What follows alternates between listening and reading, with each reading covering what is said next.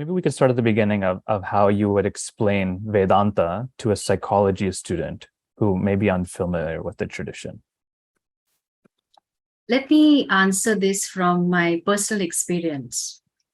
I was about 20 years, not 20 years ago, a little more than that. I was about 22 years old and young and foolish, qualified as a clinical psychologist and counselor in Mumbai. And I was working in a child guidance clinic.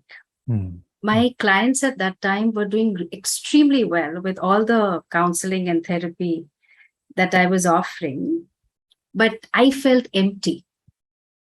I had learned how to change my irrational beliefs into rational ones. I had learned behavior modification techniques. I had learned how to integrate fragmented selves into the aware ego as a part of Gestalt therapy.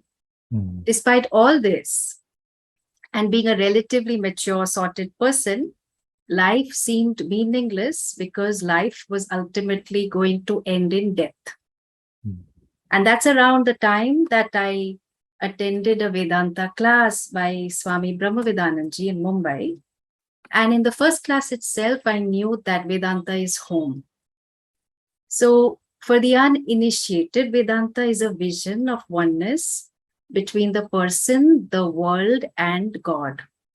Psychology teaches us that our thoughts and feelings are real, and hence we naturally work towards psychological well-being. Vedanta teaches us that you are much more than your thoughts and feelings. In fact, you are much more than your mind. In psychology, one is always a whip, and one whips oneself also. So whip as in work in progress. There is never a time that the work on yourself is done, and it can feel exhausting.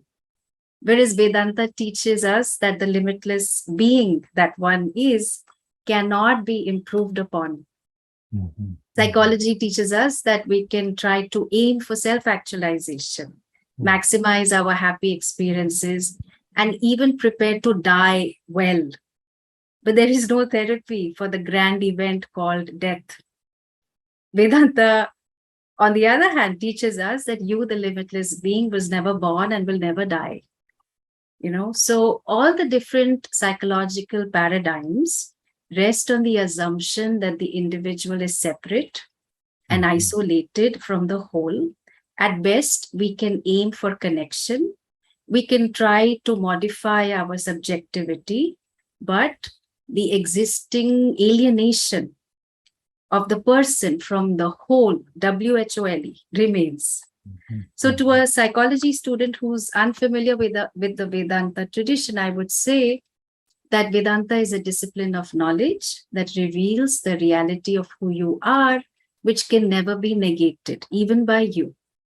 And in the vision of Vedanta, you are the very fullness, Ananda, that you seek, which has no sense of lack. The human experience of limitation is a psychological one. We think, but it is not. It is actually a spiritual problem, and hence Vedanta is the solution.